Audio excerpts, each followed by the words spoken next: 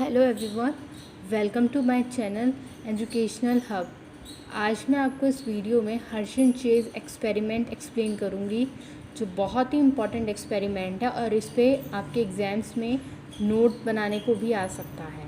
ठीक है, मैंने आपको इससे पिछले वीडियो में आपको ग्रिफिथ एक्सपेरिमेंट भी एक्सप्लेन किया था, transformation principal.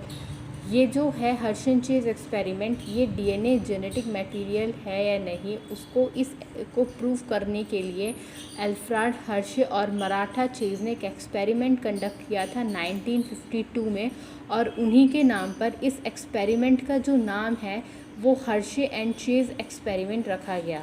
In 1952, Alfred Hershey and Maratha Chase conducted a series of experiments to prove that DNA is a genetic material, कि जो DNA है वो क्या है, जेनेटिक मटेरियल है।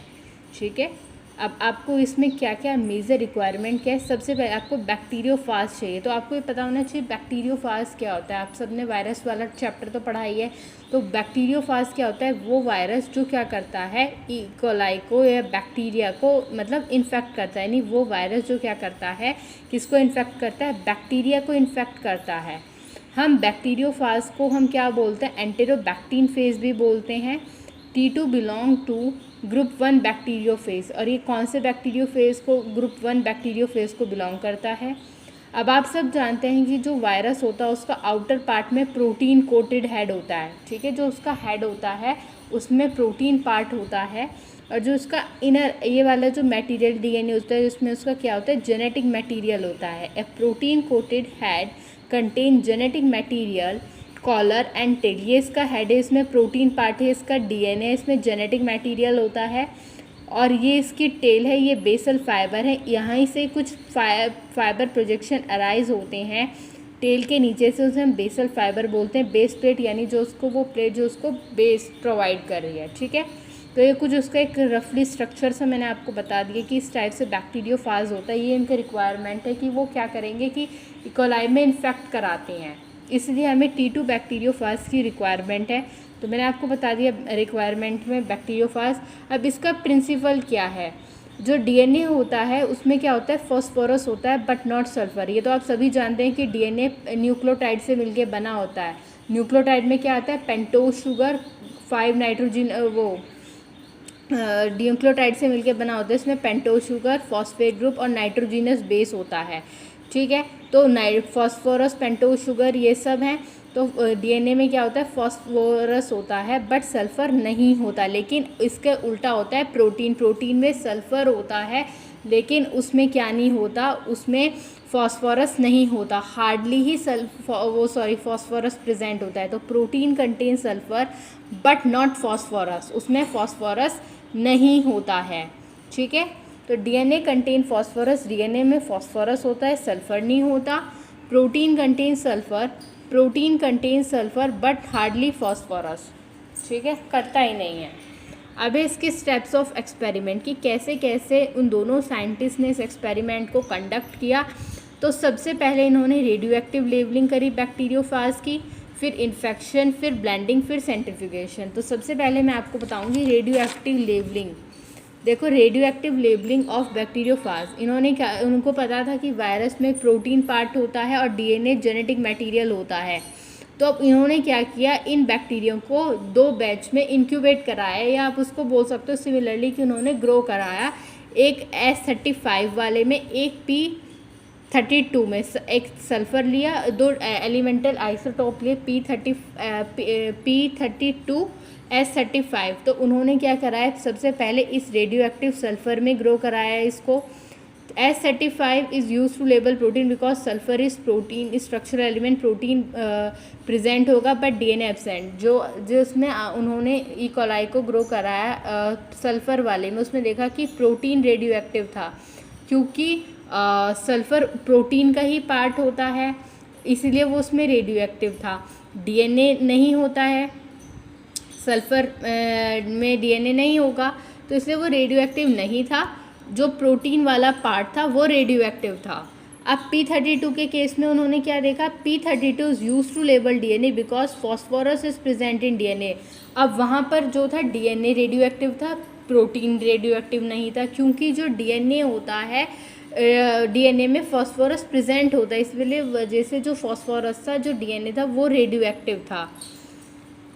These T2 phases were introduced to these batches and incubate in same medium. अब उन्होंने क्या किया, बैक्टीरियोफेज को रखा बैक्टीरिया, तो उसमें मल्टीप्लाई करते गए उन्होंने बहुत सारे ये बैक्टीरिया है और यहाँ पर बैक्टीरियोफेज आ रहा है, तो इसका जो जेनेटिक मटेरियल होगा धीरे धीरे उसकी मशीनरी में क्या हो जाएगा, मतलब बैक्टीरिया के अंदर क्या कर लेगा, उसकी जो डीएनए बहुत सारी मल्टीपल कॉपी बना लेंगे।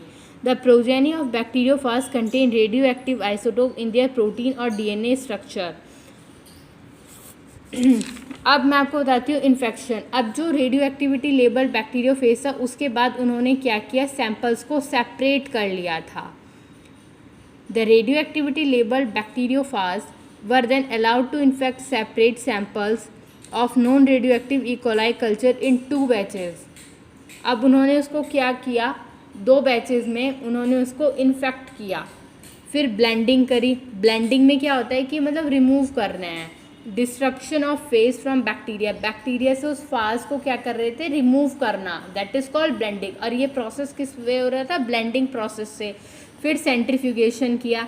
सेंट्रीफ्यूगेशन क्या होता है कि एक ऐसा प्रोसेस होता है, इसमें हम डेंसिटी ग्रेडियंट के बेसिस पे पार्टिकल्स को सेपरेट करते हैं। जो हैवी पार्टिकल्स होते हैं वो सेटल डाउन हो जाते हैं और जो लाइट पार्टिकल्स होते हैं वो उसके ऊपर आ जाते हैं।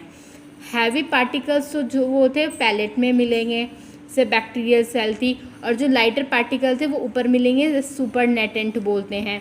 Viral protein coat. अब सपोज करो बैच 1 में किया और बैच 2 में किया, तो जो S35 वाला पार्ट था उसमें जो थी वो प्रोटीन रेडियो एक्टिव थी, जो मतलब जो प्रोटीन था उसमें प्रोटीन था वो रेडियो एक्टिव था, तो जो S35 था वो लाइटर था और वो ऊपर की तरफ फॉर्म हुआ। तो S35 बैच 1 में क्या आया, सुपरनेटेंट। फिर हमने दूसरे में क्या किया, बैच 2 में P32 आया पैलेट्स में, क्योंकि अब इसमें फॉस्फोर डीएनए वाला था। अब इसमें क्या होगा, जो बैक्टीरियल सेल होगी वो नीचे सेटल डाउन हो जाएगी, ये हैवी होगी, ठीक है। वायरल प्रोटीन कोड लाइटर थी, वो ऊपर मिलेगी। अब ये हैवी पार्टिकल है, ये नीचे सेटल डाउन हो गया।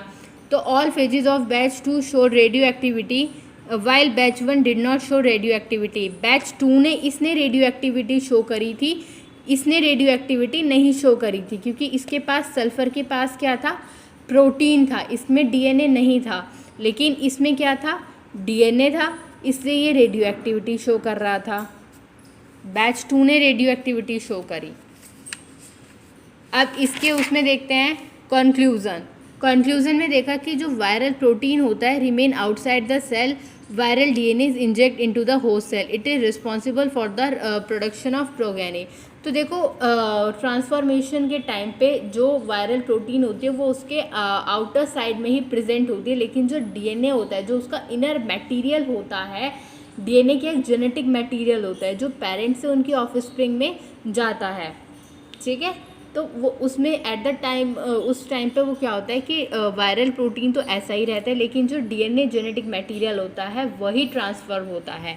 तो the viral protein remain outside the cell, viral DNA is inject into host cell, it is responsible for the production of progeny. It proves that DNA is genetic material और transfer होता है। जैसे radio active protein है, इसने bacteria को infect किया, no radioactivity enters the cell, क्योंकि radioactive है ही नहीं, वो प्रोटीन रेडियो एक्टिव नहीं है, डीएनए है। अब आप इसको रेडियो एक्टिव डीएनए इसको एंटर किए, रेडियो एक्टिविटी हो गई उस सेल के अंदर, क्योंकि डीएनए क्या है, रेडियो एक्टिविटी है। मैंने आपको अभी इसके पीछे वो जो हमने लिया था उसमें भी बताया था। तो बैच 1 ने रेडियो एक्टिविटी शो नहीं की, बैच 2 ने रेडियो एक्टिविटी शो करी है, ठीक है। तो इस एक्सपेरिमेंट से पता चलता है कि जो डीएनए है वो क्या है, जेनेटिक मटेरियल है, ठीक है। यहाँ पर ये हर्षन चेज एक्सपेरिमेंट कंप्लीट होता है। आई होप मेरी वीडियो आपको क्लियर हुई हो। प्लीज़ वीडियो को लाइक शेयर सब्सक्राइब ज़रूर करिएगा। Thank you and have a nice day.